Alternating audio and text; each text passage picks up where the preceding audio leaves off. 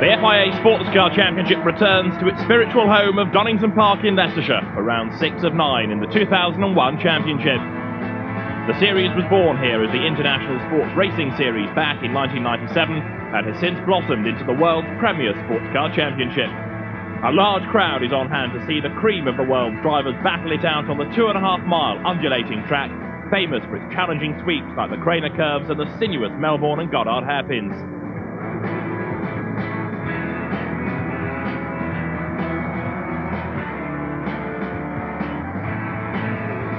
The title race has hotted up significantly in the past 2 races, and, as the championship tables show, there are now several drivers in with a chance of taking the inaugural FIA Sportscar Championship with just 4 races left to run. In SR1, Marco Zadra heads the title race, but he's under pressure from Hiroki Kato and John Nielsen, whilst Ben Collins and Werner Luckberger are closing in the Ascari. Lilian Brynner, Enzo Calderari and Angelo Zadra are all equal 6 after 5 rounds. In SR2, currently, it's going the way of Ted Bjork and Larry Alberto, although many core winners Warren Carway and Martin O'Connell are catching up. Massimo Monti, Renato Nobili, Massimo Sacamano and Roberto Tonetti are all in with a shout as well. The SR1 session started with a damp track, but with the rain threatening to come down even harder than it had been during the whole of the SR2 session, the SR1 field was quick to put in banker laps during the 30-minute period. Second fastest was the Dome Judd of John Nielsen in the Den Bleu Avis Go prepared car. The burly Dane missed the prime time to get out onto the track in the early stages of the session as the team made late gearbox adjustments. But once out on the track, Super John hurled the S101 around one of his favourite circuits and claimed second spot on the grid. Both he and co-driver Hiroki Kato were satisfied that they were ahead of title rivals Scuderia Italia, and with the expertise of Chief Engineer Frank Koppert, the Den Bleu Avis backed car was looking to add to their success in Brno last month. But taking its first ever pole position was the other dome of Racing for Holland. Changing to slicks early on in the session, Jan Lammers gambled on the slightly drying track, but was soon back in for full wets as he struggled to control the 4-litre Judd-powered car. Simply flying through the Craner curves, Jan was revelling on the good years after switching from Avons after the last race in France. The Dutchman eventually beat Nielsen's time by a mere 0.3 of a second during the dramatic 30-minute session. With just 10 minutes to go, the heavens truly open, and Jan knew pole was his as the entire field headed for the sanctuary of the pits. A former Le Mans winner and former Grand Prix driver was delighted with his first pole position of the year. Jan, congratulations, first pole position of the year, you must be delighted. Very much so, very much so. We have a lovely, compact, small, high-quality team, I think, and the guys have done an excellent job all year. Never really came out, and now I'm glad they get what they deserve. So this is how the cars will line up here at Donington, with Jan Lammers and Van Hillebrand on pole, Kato and Nielsen alongside them on row 1. Sam Hancock, with Robbie Sterling, the Canadian, returning to racing, is on row 2, Jean-Marc Gounod in Ferrari number 1 alongside. The Ascari will start 5th, the second Scuderia Italia Ferrari will start 6th. The Riley and Scott still struggles of Capi and Baldi, but it's quicker than Van and Lavaggi's troublesome Ferrari. SR2 pole, Sebastian Uja going very well in the Lucchini Alfa Romeo on his series debut, ahead of Prospero and Sardo, Alberto and Bjork third in SR2, and then the impressive Rapier 6 going better than ever in the hands of Ian Flux and Mike Millard. Some way back, Warren Carway and Martin O'Connell with a lot of work to do as the atmosphere builds in readiness for round 6 of the FIA Sportscar Championship here at Donington Park.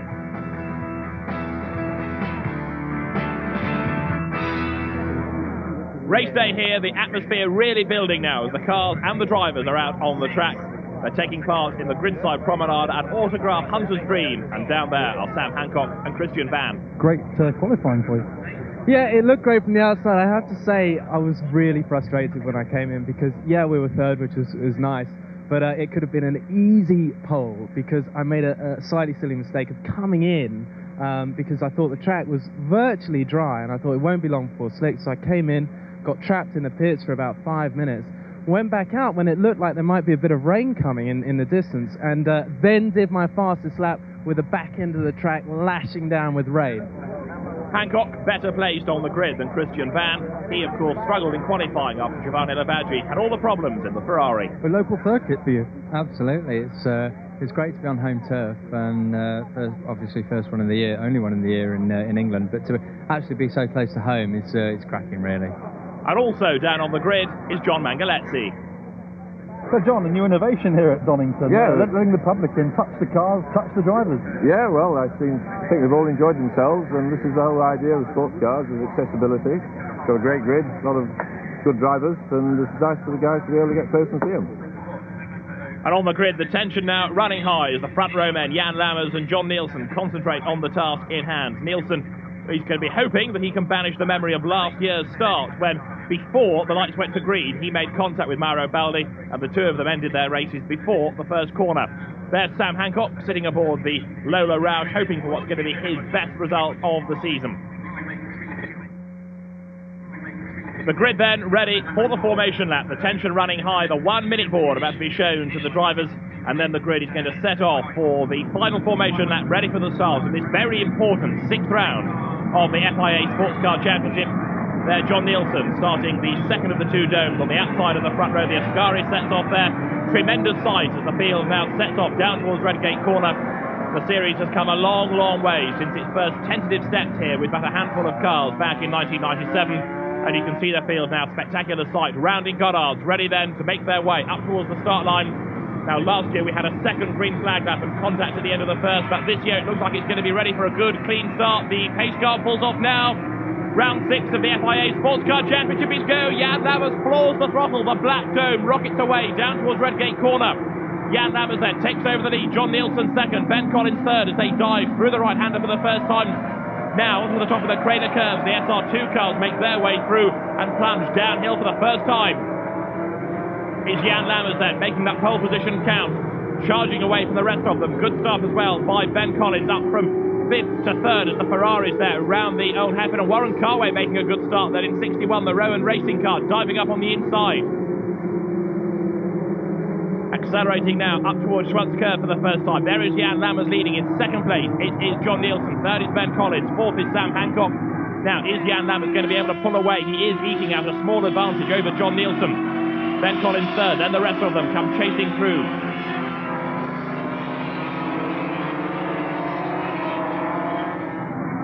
We saw 66 going through, started by Cecco Tonetti, but already Jan Lammers is pulling away over the hump and into Fogatis for the first time.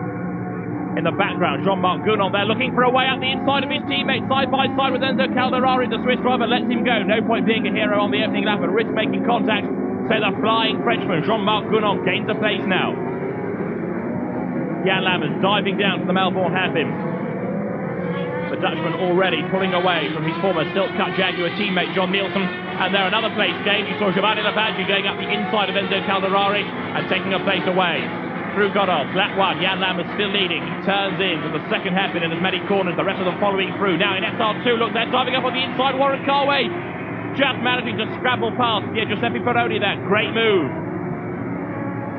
He was 5th in the class on the grid and leading by the end of the lap. Fantastic effort this by Warren Carway, who really has come on a pace as a driver in sports cars this year. And there's one car in the background coming into the pit lane already. Disaster then for one of the SR2 cars. Lammers, Nielsen, Collins, 1st, 2nd, 3rd as they come out of the Old Hampton. Sam Hancock 4th, then in 5th place going through the Mauro Baldi, Riley and Scott. And that car really has struggled all season. 120 miles an hour, 4th gear out of the Old Hampton. But now they come through Coppice. Jan Lammers already breaking away. The ex-Shadow F1 racer really showing his class here at Donington. He used to race here in Formula 3 in the European Championship back in the late 1970s. And Jan Lammers doing a very good job indeed. Comes up, crosses the line, still being pursued by John Nielsen. In 3rd place there, Ben Collins, and it looks to me as though the Ascari is getting a little bit closer now in 2nd place. The dome of John Nielsen being caught by Ben Collins. The fight for 2nd is hotting up as there Jan Lammers rounds Redgate. He's breaking away and a spin there, Peter Owen and Mark Smithson's car, and it's Mark Smithson behind the wheel of it, losing it, going round Goddards. The MD of Reynard was in 9th place overall. He's liable to drop back a little bit from there now. Now look at this for 2nd. Nielsen is definitely being caught by Brilliant Ben here. Over the line, down towards Redgate. This is the Sam Hancock, Jean-Marc Gounon battle, and they're both being caught by Giovanni Lavaggi, doing what he had to do at Monza, doing what he had to do at Magny-Cours, storming up from the back of the class. Now there in SR2, it is still Warren Carway fending off Larry Oberto in the Swedish roller. And they're going through Gico Tonetti in 66. Across the line they come. Down towards Redgate. That's Ted Bjork watching Larry Alberto beavering away behind the wheel of the lower, but he can't at the moment live with the remarkable pill beam here of Warren Carway. Great stint this by Warren. There, turning out of Redgate is 52. The car started by Giuseppe Peroni. And in the pits is Labaggi. Labaggi in the pit lane. Now this must be a problem. Yes, it's far too early to be a routine stop. The front and rear bodywork comes off the car. And GLV Brum's season of woe continues as Jan Lammers already in and among the traffic. He laps the debris there of Mark Rostan as they dive down to the Melbourne hairpin. Jan seeming to be in a class of his own. The new Goodyear tyres working very, very well indeed. Lights blazing. The S101 has proved to be a winner in the hands of John Nielsen so far this year. Now can Racing for Holland do the same thing? That's Giovanni Labaggi getting out of the car. Very disappointing driver. Last year he ended up in the gravel here without a wheel on the car.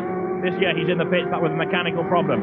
Now Jean-Marc Gounon giving Sam Hancock, his teammate of course, last time out at Magny-Cours, a really tough time here.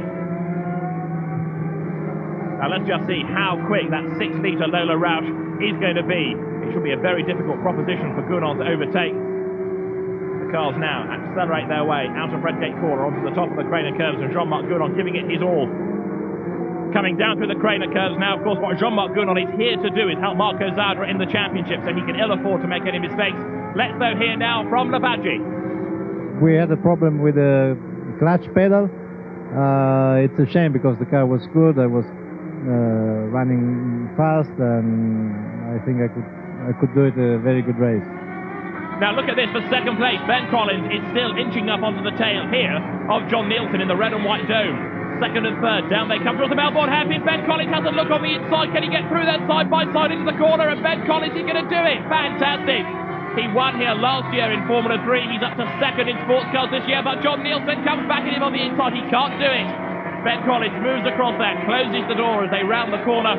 So Ben Collins goes second, down to third. The Formula 1 winner John Nielsen, and up across the line they come. The Ascari look once ahead, instantly starts to disappear as they swing into Redgate. The Ascari is long overdue a win. It's looking a tall order today, such is the pace of Jan Lammers, but Ben Collins doing a great job here, plunging downhill. For fourth place there, Sam Hancock and Jean-Marc Gounon lapping Mike Millard in the Rapier 6. And Sam Hancock in his first year in sports cars doing a brilliant job here, fending off a much more experienced Jean-Marc Gounon, menacing there with the headlights ablaze. Lola versus Ferrari, down the hill they come.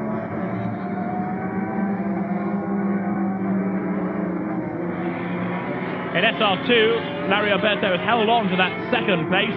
The bearded Seattle resident is soon, though, going to hand over to Ted Bjork, I would imagine.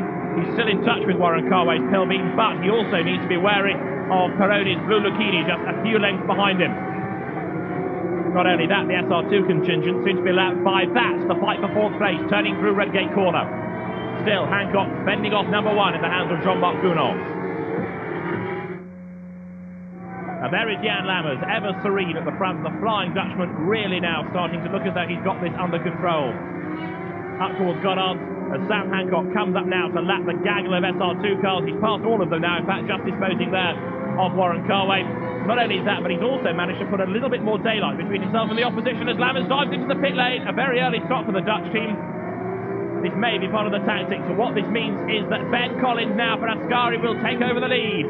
A British driver leading on his own home ground. The crowd certainly is going to approve of that. John Nielsen will also, I would imagine, move up into second place. Let's just see where Jan Lammers will bring the black dome out into the race once more. There he is in the pit lane, the refueling going on. I reckon fifth is going to be where he'll rejoin, because there for third, now being elevated, is Sam Hancock, and right with him again is Gounon. Up they come, over the line. They're going to have to lap the Smithson Owen Reynard in a moment. Past the pits they go. Now where is Jan Lammers? He's not on the track yet. Jan Lammers will have to rejoin in fifth place.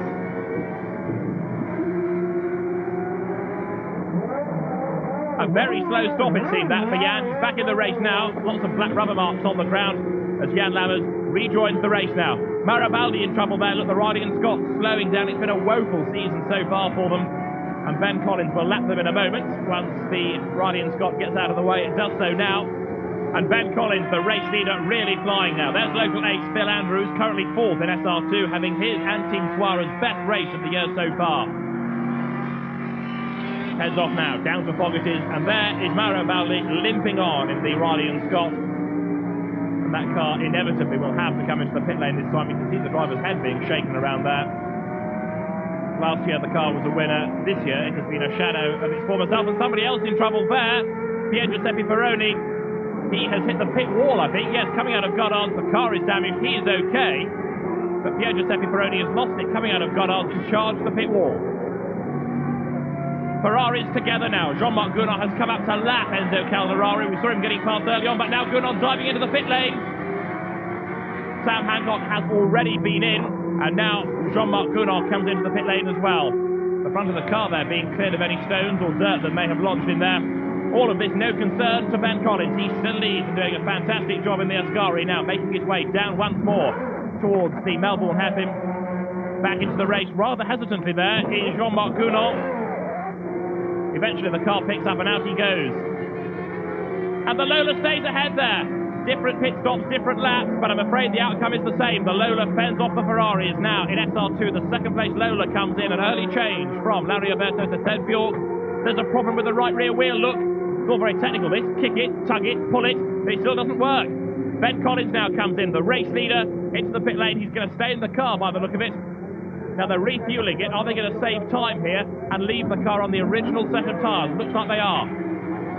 Jan Lammers comes through. That's going to put him back into the lead now in the Black Dome. Now there's the SR2 Lola. Ted Bjork back into the race, having lost a lot of time in the pit lane there. Ben Collins about to fire the car up when the refueling is completed.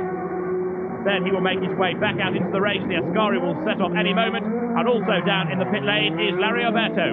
Larry Alberto, a problem there in second place in SR2. Yeah, we had a bit of a snafu on the pit stop. The drop into second wasn't bad. We were going to pit anyway, but we got the right rear wheel stuck on, so we have old rubber on one corner. And that is going to make the car very lively, to say the least, indeed. Now, Jean-Marc Gounod is still pestering Sam Hancock once more. I know they've both been into the pits, but you'd think there'd been no interruption at all in this battle. And once more, Sam is going to look in his mirrors and see this sight of the red Scuderia Italia run, the Lara-built Ferrari 333 SP, a 7-year-old car, monstering him. Ben Collins refreshed from the pit stop, back out once more, still pressing on. Yellow flags being waved. Now, what's happened now? Safety car is out on track. This must be to remove the Lucchini that has come to rest against the pit wall. The clerk of the course makes the decision to send out the safety car, and of course this will mean everybody bunches up, so Jan Lammers' advantage will inevitably now be reduced because everybody under the safety car going at a reduced pace and everybody bunching up behind. The clerk of the course, John Felix, there you could just see in the background, overseeing operations as the cars now turn their way through the right-hander of Coppice. Giuseppe Peroni's Lucchini then dragged off the circuit. He certainly did a fair amount of damage at the rear of the car. One more lap behind the safety car, then the lights look go out. That is the signal to the drivers that next time around it will come into the pit lane, which Warren Carway does now. This may not necessarily have been the cleverest idea to come in now. Let's see whether he's going to lose too much time. Hopefully, if he can get out before losing a lap, then he'll have been okay. I just fear, though, that he might lose a lap here. Let's just see what happens. It all depends how long the pit stop takes relative to how long this final lap behind the safety car takes. The cars are at the Melbourne hairpin look. Accelerating now, up once more towards Goddard's. Martin O'Connell being strapped in. Now, is he going to be able to rejoin, or will it have cost him too much time? Let's see. Ray Rowan stands to one side, the team boss and Martin's uncle. Warren Carway strapped in his co-driver. The safety car peels off, the green flag will fly. We're racing again at Donington. Jan Lammers rockets away. Look at the battles behind. 3, almost 4 abreast as they come past the pits there. The GLB Brooms Ferrari back out. Christian Van behind the wheel of it, and he really does need to press on now. Onto the top of the Craner curves. Look at this though. Jan Lammers streaking away. He's going to be keen to gain as much of an advantage as possible before handing that car over to Val Hillebrand at the second stop. John Nielsen's Dome there making up places as well. Down to the Craner curves. Through the traffic he goes. The Rapier 6 there, waving the quicker Ferrari through. And now back into the race goes Martin O'Connell. I'm still convinced that was a very slow stop, and it's lost them too much time, in my opinion. Let's see, come the end of the race, whether that is going to go against them. They only have to make one more pit stop, though, now before the end of the race. Remember, each team must make 3. Great action here. I know it's on a different lap, but Christian Van is doing a good job in the Ferrari number 3 there, the GLB Brooms car. Now, Jan Lammers has a 6-second advantage as they cross the line to Ben Collins, who's struggling to get past the Ferrari of the lapped Enzo Calderari. A very sideways John Nielsen there, turning his way out of the Melbourne hairpin. The positions at the front have been dramatically closed up now by that safety car situation, and without a doubt it's John Nielsen who has come off best. There he is, and he's catching Ben Collins, hand over fist. Jan Lammers increasing that gap steadily at the front. The 45-year-old Dutchman has shown there is just as much pace in him these days as there was when he was racing in Formula 1. He's also got IndyCar and Group C experience, and Jan has been victorious in an awful lot of countries and an awful lot of famous races over the years, including, of course, Le Mans back in 1988. He comes now down towards the Melbourne hairpin. His younger co-driver, Val Hillebrand, who's gone very well in single-seaters, has adapted well to sports cars this year. He's going to take over that car later in the race.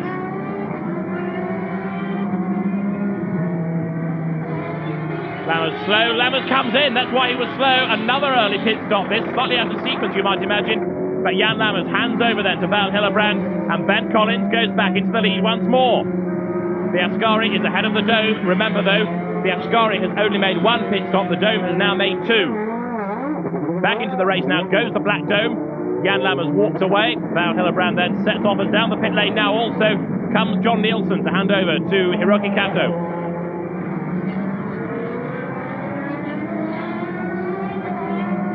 Now there is Ben Collins. He's still trapped there behind the number 2 Ferrari. He's losing valuable time. I just wonder whether he might be advised to come in now, get this second stop out of the way and not have to worry too much about the traffic. Well, Ben is a racer. He'll want to get past that rather uncooperative back marker, and at long last he does. It was Lillian Brenner at the wheel of number 2. There is Kato getting into the other Dome. John Nielsen stands by the side of the car. And Val Hillebrand already on the pace. He's got to make up 20 seconds to Ben Collins, but of course the Ascari still needs to come into the pit lane once again. Very impressive maiden season in sports car racing this for Val Hillebrand. Learning more and more from his mentor, Jan Lammers, and Kato stalls the car in the pit lane. He hardly blasts, he more trundles back into the race, and that was an opportunity lost there. The car stalled on him, more time lost as Hiroki-san now makes his way back out in third place.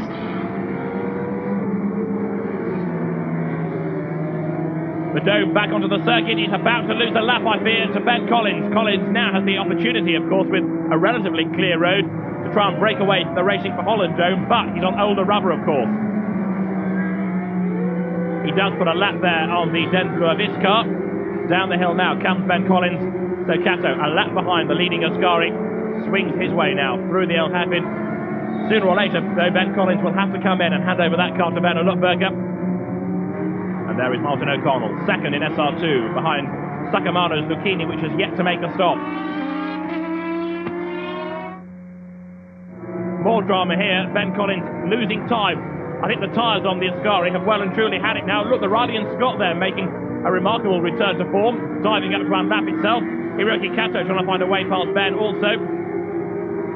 Alex Campy driving the Radian Scott. He'd had an electrical problem earlier on in the race, but he's still fighting back up through the field now. Down towards the Melbourne hairpin, and surely this time Ben's going to have to come in. That car is not a mechanical problem, it's just the tyres are so old now and past their best that they're really struggling to give him any traction at all. I would imagine this time Ben is going to have to come into the pit lane. Let's just see what he does. Accelerates out of the corner. No, he's going to brave it out for another lap or so yet, but you can see the way he's having to bob and weave there to fend off the lap Dome of Hiroki Kato, but the tyres on the Ascari really have had enough. Kato unlaps himself then, turning through Redgate. Let's hear now from Jan Lammers. Jan Lammers, great tactics there. Early pit stop and just made the lead bigger and bigger. Yeah, we just felt that in the beginning, you have a clear track, we had a good car, and we just thought with the 3 stops you have to make anyway, this was the way to go, and it really worked. Now this time surely Ben Collins is going to come in. Werner Lutberger will be ready to take over that car. The crew I can see are standing by ready for him. Ben comes into the pit lane, the leader is in. This is going to be a very important pit stop indeed for the Ascari team. New tyres being put on the car, that will be a blessed relief. And Val Hillebrand is going to take over the lead once again for the Dome. Werner Lutberger, the very quick South African, being strapped in by Ben Collins. Good to see Ben starting the race and indeed doing the qualifying time in that car for a change. The new race leader again then, the Black Dome of Val Hillebrand turning through Redgate. The Ascari pit stop still being completed. The Dome then back through into the lead of the race, and Val Hillebrand now charging on. He needs to try to build up as big of an advantage as he can over that car. Werner Lutberger rejoins the race now. He's lost third place. He's in danger of losing fourth as well, because there, look, on the inside coming ahead of him is the Lola of Sam Hancock. But Lola goes ahead there. Back into the race goes the Ascari, and the South African driver now has an awful lot of work to do if he can retake that second place. He's down in fourth. He's got Hancock and Kato, of course, to worry about. Hancock third, Kato second, and the race leader, Val Hillebrand, out on his own now. The South African, though, is a charger. He's going to be a man to watch, and so too is Hiroki Kato there, negotiating Fogarty's.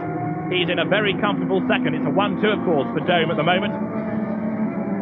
Down he comes towards the Melbourne hairpin, lapping Michael Mallock's Tumpoli there, third in SR2 on the way down to the corner.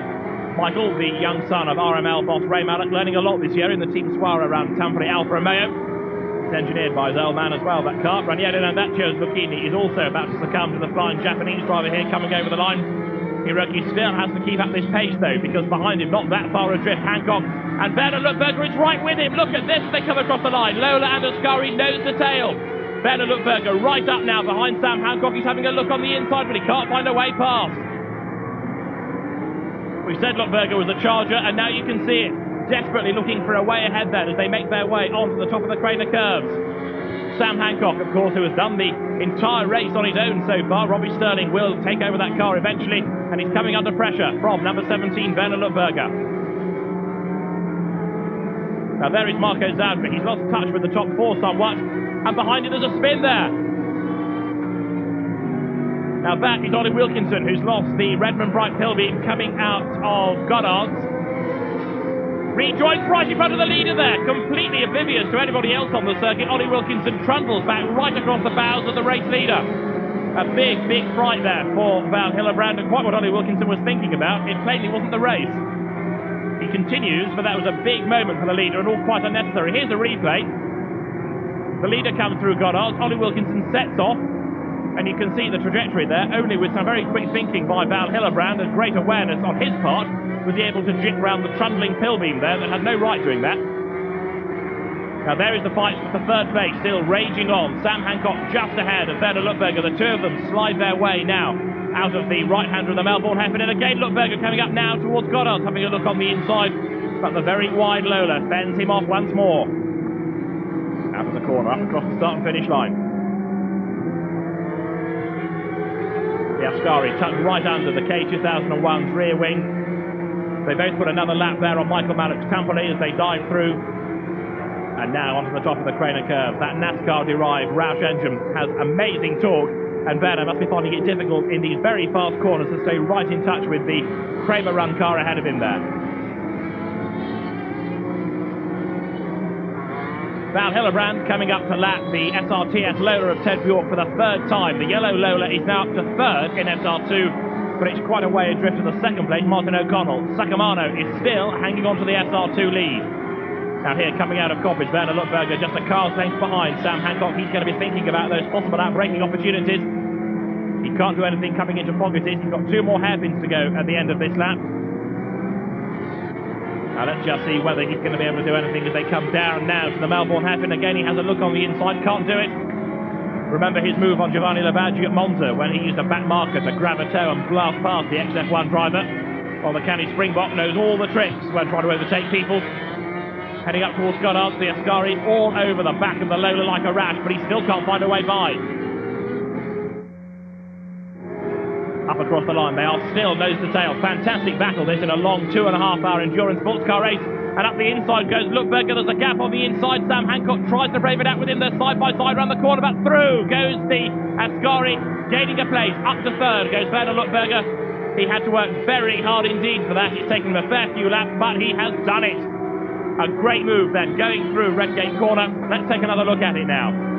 The two cars nose to tail as they come out of Goddard's down towards Redgate corner. And you can see number 17 there, the silver Ascari on the inside. Sam Hancock gives him racing room, hard but fair, because Hancock wasn't going to play dead there. Stays right on the outside line. The more nimble Ascari through and takes the place, and is now trying to catch this car of Hiroki Kato.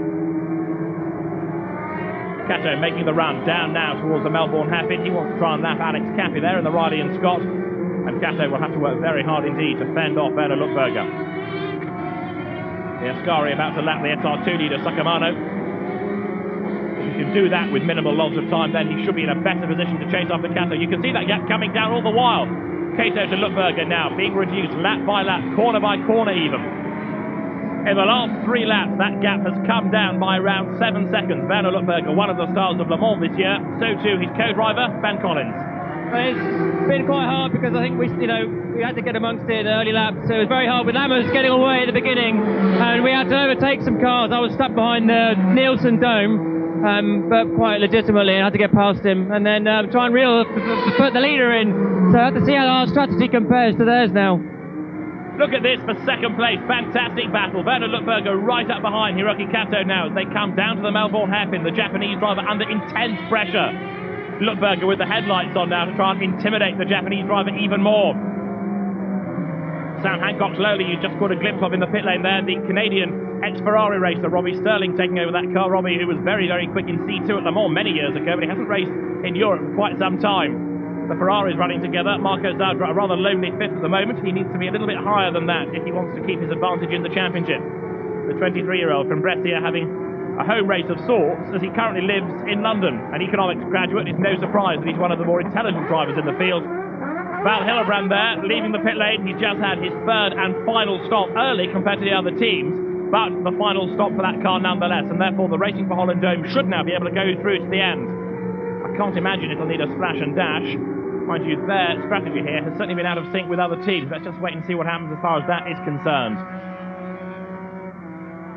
It has dropped that car, of course, down to 3rd place. There is the new race leader, Hiroki Kato. In 2nd place, Werner Lutberger. And in 3rd, the Black Dome. But the 2 cars ahead have yet to make their 3rd and final stop. So in real terms, the Black Dome continues to lead. It will inherit the lead back, of course, on the pit stops next time around.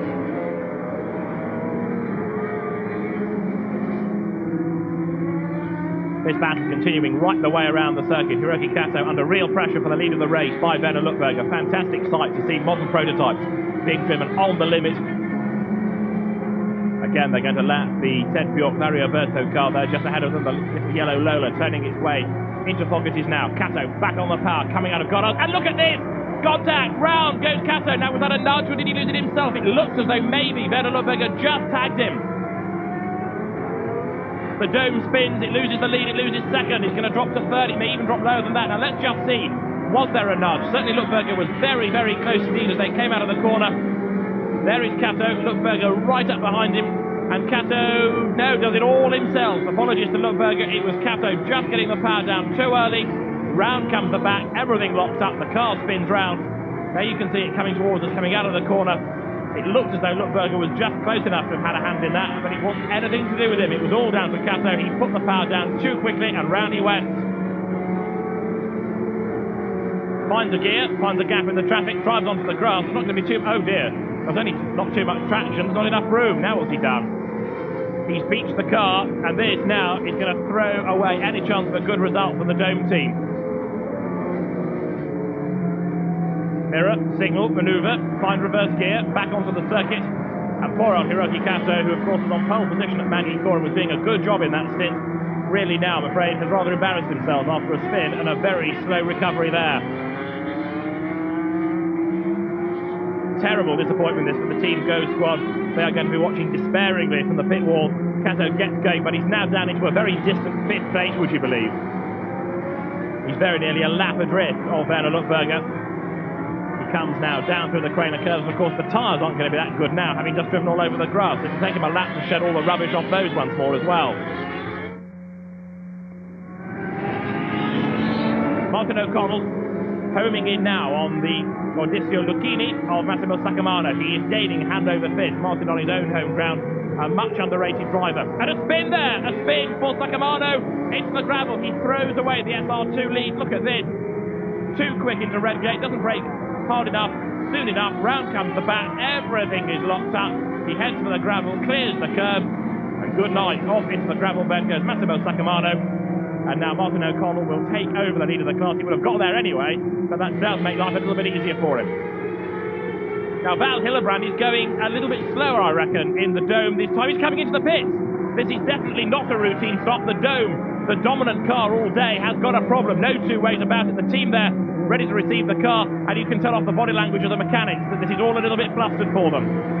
Sakamano trying to get the car out of the gravel, but the marshals, I'm afraid, are making no progress. No sign is given. Switch it off, turn it off, that's it. Val Hillebrand leaves the pit lane. Now the news we are getting is that it was a stuck wheel. He rejoins in second place.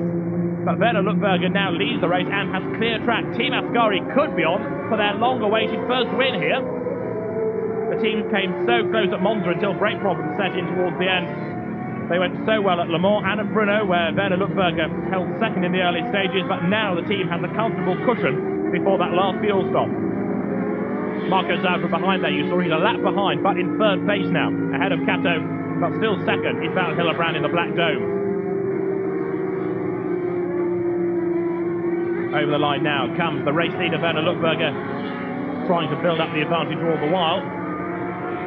Well, the Dome having a surprising problem. It could yet afflict the Ascari. You can leave nothing to chance in long distance racing like this. Number one, Zadra turning his way now onto the top of the Craner curves. There is Hillebrand. He's back on the pace after that problem with the wheel. And the Dutchman, who races under a Belgian licence, rounding the Melbourne hairpin there, sprinting up towards Goddard's. Now, hopefully, he'll be able to get his head down now and start to bring down the lap time. Turning his way back into the pits, I reckon. Yes, he is. Back in comes the Black Dome. More problems there for Val Hillebrand. And that now means, I'm afraid, that they can kiss any chance for good results goodbye. A new wheel being prepared for the car.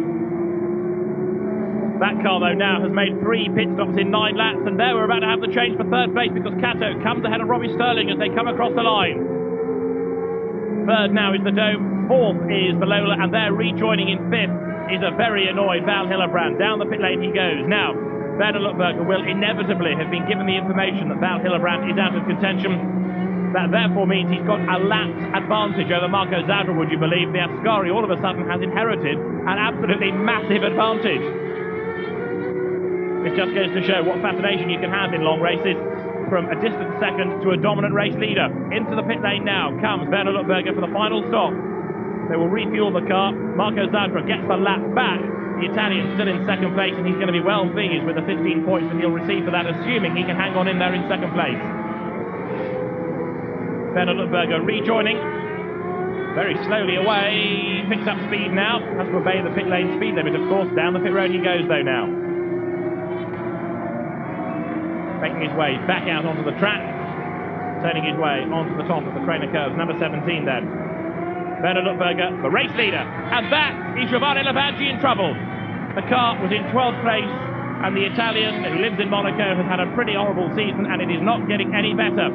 It is getting better though for this man, Werner Lutberger, cruising his way now on towards the checkered flag and Ascari's first ever international championship victory.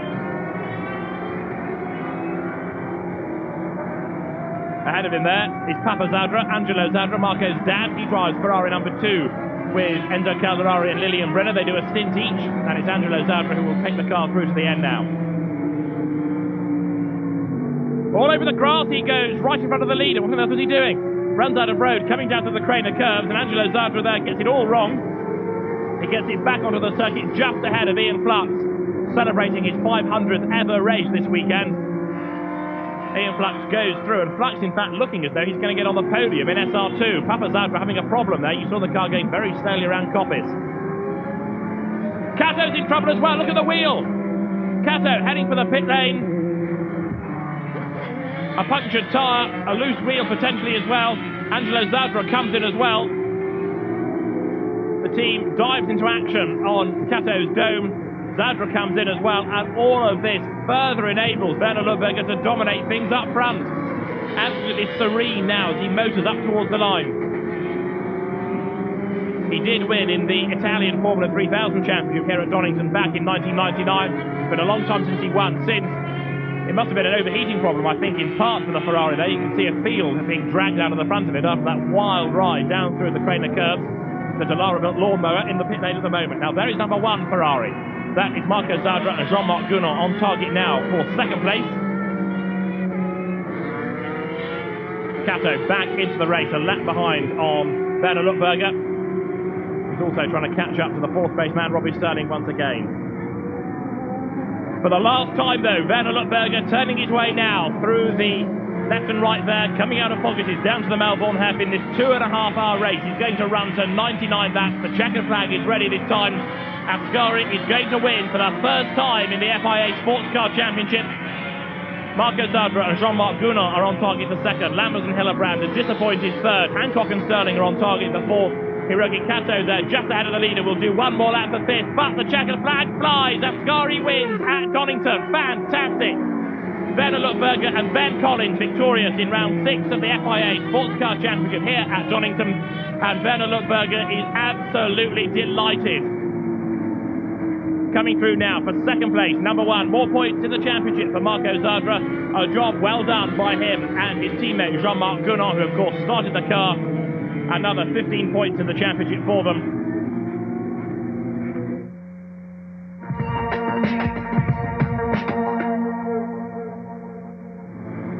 There is the car of the day, the Ascari, driven by Lutberger and Collins and engineered by Ian Dawson.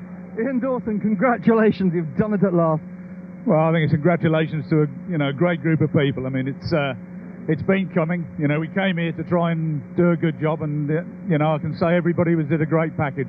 The guys drove a great race, and pit stop were really good, and let's go on and do another one.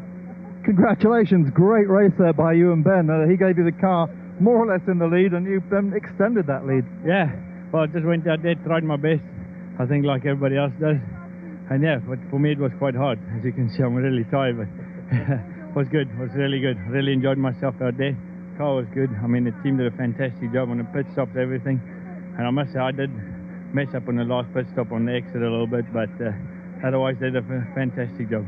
Werner, we've got 3 races to go, and this could all come to a climax in your home country called South Africa, Kailami, in November.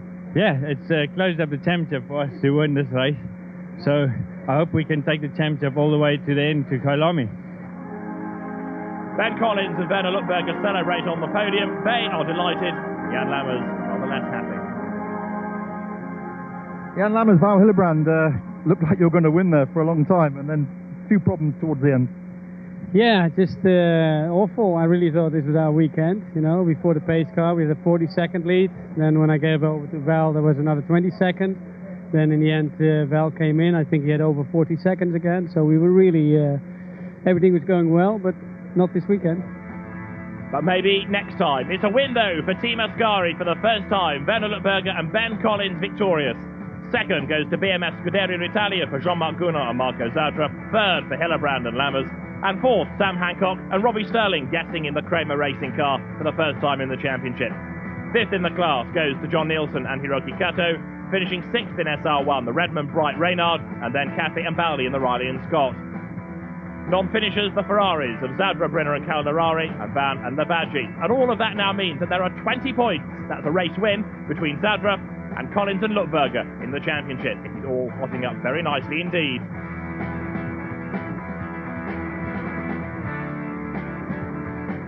As far as the teams are concerned, it's another 20-point advantage. Scuderia Italia over Team Ascari. Den Bleuvis, Team Go are in third, ahead of Racing for Holland. The Dome Squad third and fourth, with R&M in fifth. But in SR2, what about Warren Carway's race? Warren Carway, Martin O'Connell, congratulations, a third win in SR2. Thank you. And it wasn't without problems, with no radios and a bit of a suspension problem. So it was good. He did a good finishing job, and I had fun at the start. Warren, you're going to the next race, of course, 6 days away is your home circuit, Mondello Park.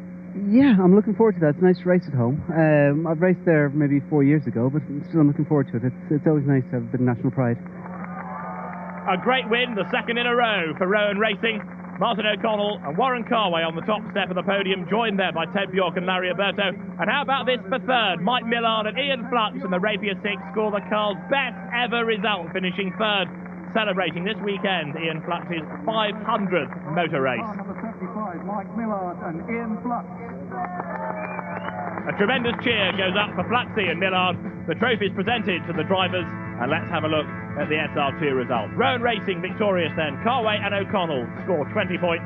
Alberto and Bjork, Millard and Flux second and third. For Deborah finishing fourth of Mark Rostin, Ludovico Manfredi and Pierre Bruno, and that's a good result as well for the Deborah that isn't always the quickest of cars. but other teams in problems. Tonetti and Sacamano only 5th, Maddalena and Randaccio 6th, and Wilkinson and Johnson in 7th. Amongst the retirements, Michael Mallock and Phil Andrews, Denny Zardo's car out, Nobili and Monti out, and all of that means that in the championship, it's a bit like SR1, just 20 points between the top 2 teams.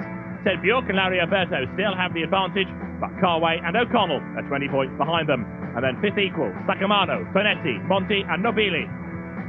The team's championship, of course, 20 points between SR, TS and Rowan Racing, the Pilbeam catching the Lola, with the Works Lucchini ahead of the Tampones, Debras and Rapiers further down the order. Round 7 of the FIA Sportscar Championship will see the team's debut at Mondello Park in Ireland.